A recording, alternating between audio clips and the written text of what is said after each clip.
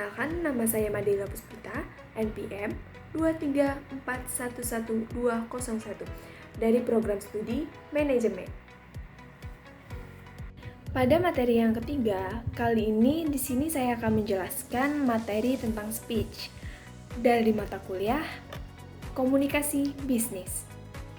Saya akan menjelaskan materi tentang speech. Apa yang Anda ketahui tentang speech? Dalam konteks umum, mengacu pada speech atau pembicaraan yang disampaikan secara lisan oleh seseorang di hadapan audiens. Speech sering digunakan untuk menyampaikan ide, memotivasi, memberikan informasi, atau bahkan menginspirasi orang lain. Dalam speech, pembicara biasanya menggunakan berbagai teknik komunikasi, seperti pengaturan nada suara, bahasa tubuh, dan kata-kata yang persuasif untuk mencapai tujuan komunikasinya. Penting untuk merencanakan dan menyampaikan pidato dengan jelas, terstruktur, dan meyakinkan agar pesan yang disampaikan dapat dipahami dan diingat oleh audiens secara jelas. Dan berikut dari fungsi speech, yaitu sebagai alat komunikasi yang kuat untuk menyampaikan ide, memotivasi, atau mempengaruhi audiens. Melalui pidato ini juga, seorang pembicara dapat menginspirasi orang lain, menyampaikan informasi yang penting, atau memperjuangkan suatu tujuan atau perubahan. Speech juga memiliki peran penting dalam menyatukan orang-orang di sekitarnya, membangun koneksi emosional, dan membentuk opini publik. Dengan kemampuan untuk menggerakkan dan mempengaruhi orang lain, speech memiliki kekuatan untuk menciptakan perubahan yang signifikan dalam masyarakat dan dunia. Adapun ciri-ciri dari speech itu sendiri, yaitu struktur yang terorganisir. Sebuah pidato biasanya mewakili awal, tengah, dan akhir yang terstruktur dengan baik. Yang kedua, penggunaan bahasa yang kuat. Pembicara dalam sebuah pidato menggunakan bahasa yang kuat, jelas, dan persuasif untuk mengkomunikasikan ide atau pesan mereka kepada audiens.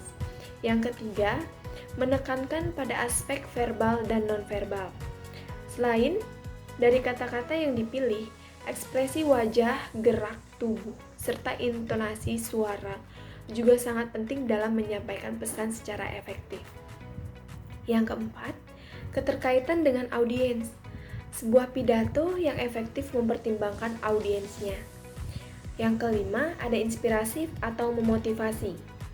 Pidato seringkali memiliki tujuan untuk menginspirasi atau memotivasi audiens. Yang keenam, kesimpulan yang kuat. Sebuah pidato umumnya diakhiri dengan kesimpulan yang kuat yang merangkum pesan utama dan meninggalkan kesan yang kuat pada audiens. Dan berikut langkah-langkah melakukan speech yang baik dan benar. Yang pertama yaitu persiapan yang matang.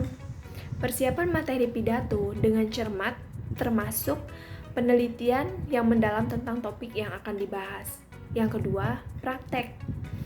Latihan adalah kunci untuk memberikan pidato yang percaya diri dan lancar. Praktekkan pidato Anda secara berulang-ulang, baik sendiri maupun di depan teman atau keluarga, untuk meningkatkan kefasihan dan mengurangi ketegangan. Yang ketiga, penyampaian yang efektif. Saat memberikan pidato, pastikan untuk menggunakan intonasi, suara yang bervariasi, bahasa tubuh yang ekspresif, dan kontak mata yang tepat dengan audiens.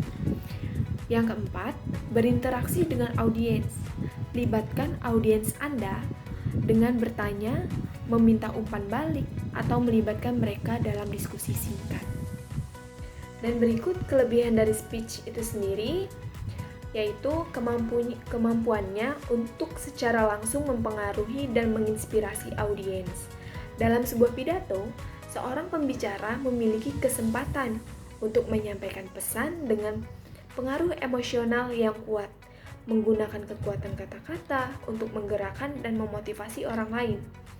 Pidato juga memberikan ruang untuk ekspresi pribadi dan keaslian yang sulit dicapai melalui media tertulis atau elektronik.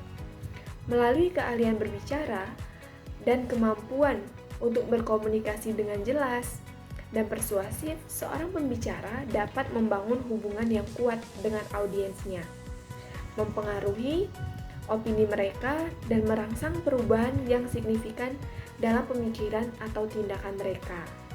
Dan kekurangan dari speech itu sendiri adalah efektivitasnya yang tergantung pada kemampuan komunikasi dan keterampilan berbicara pembicara.